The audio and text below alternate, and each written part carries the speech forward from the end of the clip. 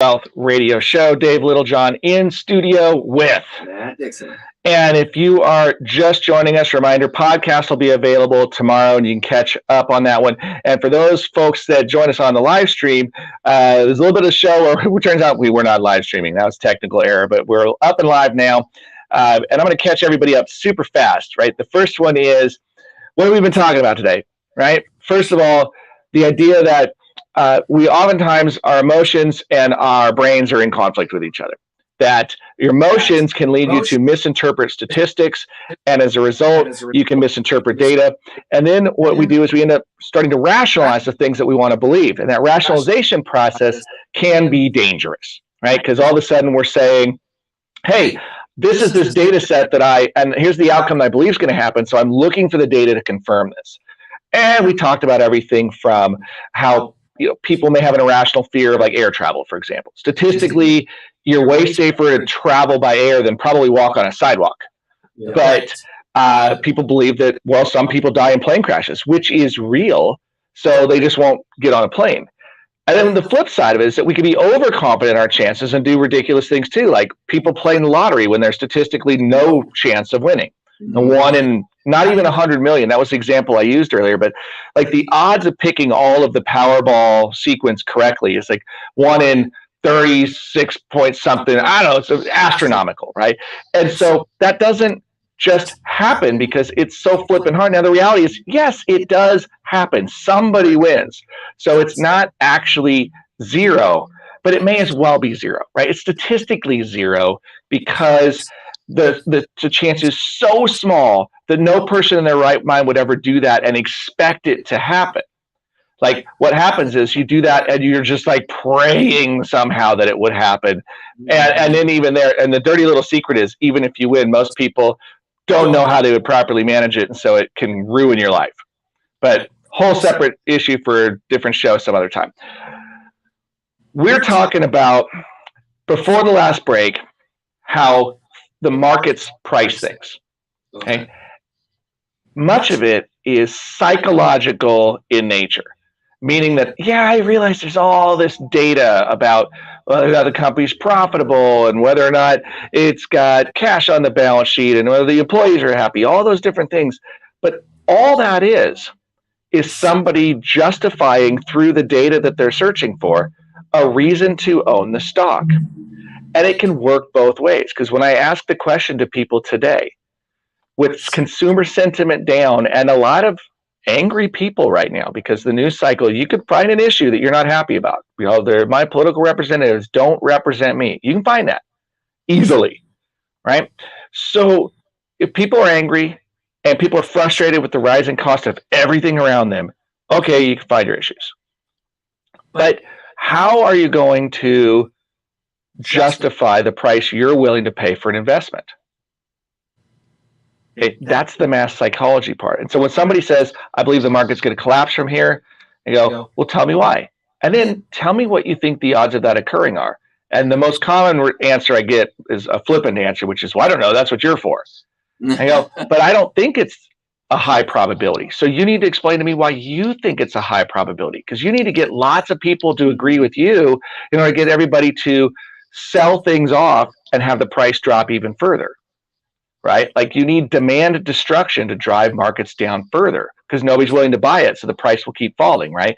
So how does the psychology of the buyers play into the supply and demand curve? And the other thing to think about in that equation, I feel like, is how much of it is institutional buying, where there's a pro behind the desk making these trades versus, your everyday common retail investor. Yeah, because you got to think like retail investors. Yeah, you can make the market move. You can, but the person that's going to capitalize it on that is your institutional investor who says, well, you know what? That's too cheap. I'm going to make money. So that's something you got to think about. But here's my question for you, Matt. Yeah. Is the institutional investor different than the retail investor in terms of like ultimately how they're making buy and sell decisions? I think that they are different to an extent, because I think that with enough,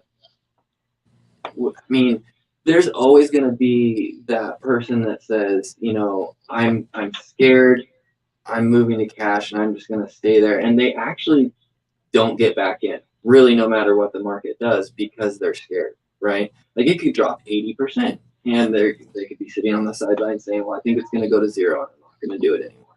But, I don't think that the institutional investors ever going to let it get that far, because they just know better, right? They've done it long enough.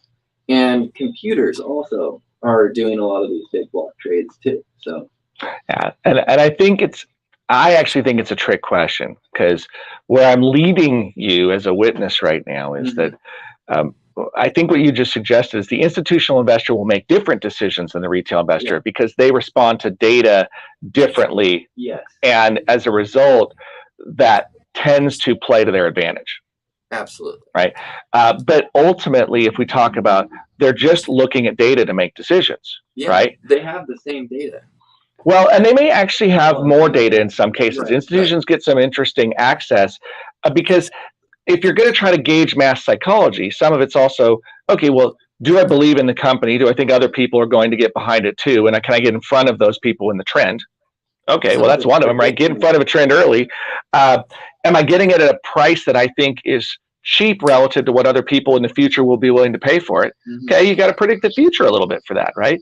But some of our best investors historically have done that really well. Warren Buffett's one of those that did that really well. Back in the 90s, Peter Lynch did that really well, right? So these were famous investors that managed to just have the golden touch.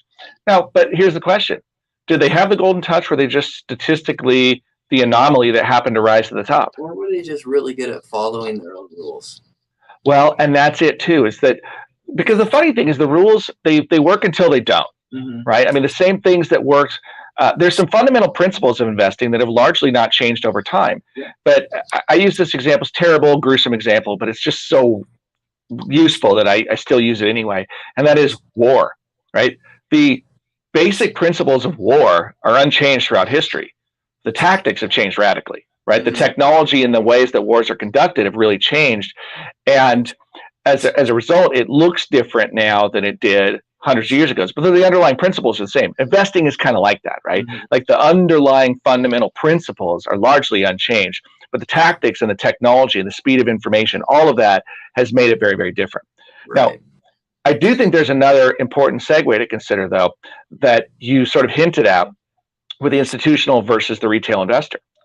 And that is that the institution not only sometimes has they have like an information advantage, but they also have a scale advantage, right? When you're playing with really, really huge pots of money and you can deploy it over a period of time and average your way into the market, or you can buy a big chunk at one level, you may move the market itself. Right. And if you don't believe me, then go try to buy a house in some really hot markets. Like go try to buy a house in Phoenix right now where hedge funds were buying them up. Right. Prices shot up and shot up and shot up. And they kind of priced out the typical retail buyer because they became the marketplace. Right. So here was institutional access point driving the price a lot higher. So if you can become a significant bidder in the market, you can move the price. Yeah, because you effectively start to become a market maker, right? So I can drive the price higher because I can put more demand behind this stock and drive the price up. Okay, that incidentally is a very simplified term, how the Federal Reserve manipulated interest rates through quantitative easing, right? They became a buyer of treasuries. So the U.S. Treasury prints issues the treasuries, and the Federal Reserve bought them. And so if they bought them, and it didn't matter if anybody else wanted to, they were the demand side of the curve. So by continuing to buy more and more and more, they drove the price of the bonds higher, which meant the relative interest rate dropped, right? Because bonds have an inverse relationship. So, and as I look at, all right, I'm looking at the clock, and I realize we got to take one last break, but I want to cover one last thing, and I'm going to just give you a hint you that there's a mechanical thing about the markets too that can move the price. And we're going to cover that right after this last break. Stick around. This is Dave Littlejohn. And Matt Dixon. And you're listening to True Wealth on News Radio 1240, KQN, and 93.9 FM. Wouldn't you say that the Fed is really good at having these like almost like bipolar swings, where it's like we're quantitative easing, money printing, interest rate hikes. Like there was no lull in between them. Well, the Fed found itself, and this will end up on the live stream, but not on the show. Right. Fed was caught between a rock and a hard place. I mean, I think they held off for way too long, and this was the accusation. And one, that the money printing was too much, right? Just too much punch bowl, drove the markets really high because relative interest rates made it where it just didn't make sense to invest anywhere else. And so that's the whole mispricing of risk. And now risk is back in the market. Right. And we can see the volatility, the risk premiums way up, stocks are down, volatility's up. So risk is being repriced in real time in front of us. And the Fed really gets to own a lot of this. The Washington, D.C. gets to own a bunch of it too, for like just barfing money on the market. Yeah. Like they just threw money on the market. So everybody said, if you may remember on the show, right, like a year ago when I said, look, you're not going to see inflation until the money gets out of the hands of the institutions and starts getting into the retail marketplace, at which point inflation will take off. And I said, where you'll see it first, and we've already seen it, was in the housing market, because people can borrow money and leverage. The money printing almost acted kind of like a virus, where it once it got into the system, it started spreading throughout. There was never going to be a question to me of, like, once they started giving money to people, that would be inflationary. They rationalized it through the guise of COVID. But I have a number of people that are buddies of mine. We talked about this.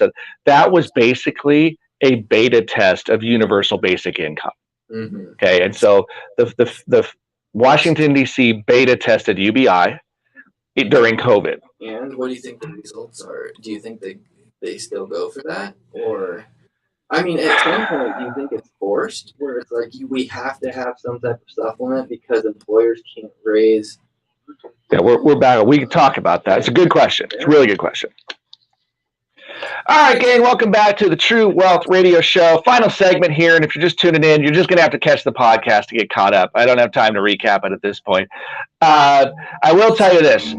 We're still live streaming it, so you can go grab some of that too. We were a little late getting the live stream started. Sorry. Matt, when we left our heroes at the break, we were talking about a mechanical issue that moves the market, right? We talked about the psychology of the buyer. We talked about institutional versus retail a little bit. Right. Talked about how people, use data improperly or incorrectly, or they fit it to the narrative they want to see. But there's another one that we saw during the pandemic as a unique cocktail, but it was a structural or mechanical exploit in the market that forces things to move. When we started printing money.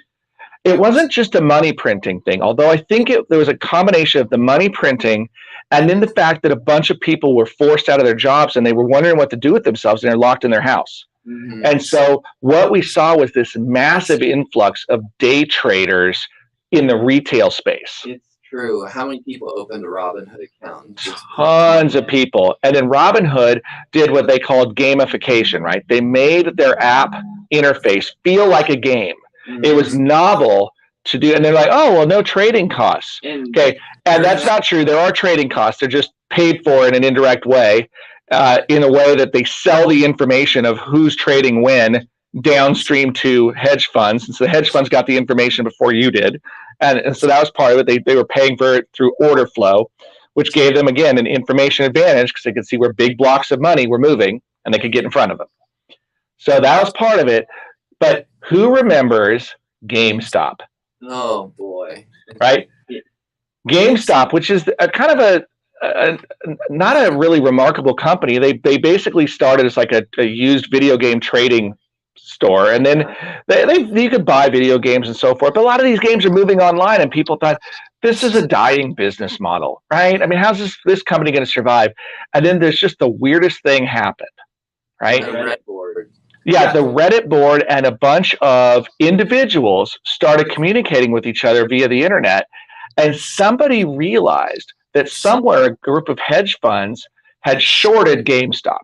They were expecting the stock to drop, but they shorted. And because of the brokers, meaning the facilitator of the buying and selling, right, the exchange broker, allowed them to borrow more shares than actually existed. and they sold more shares than existed in the market. And so somebody realized that and convinced a bunch of retail investors to go and buy up anything they could find and refuse to sell. And then there were margin calls.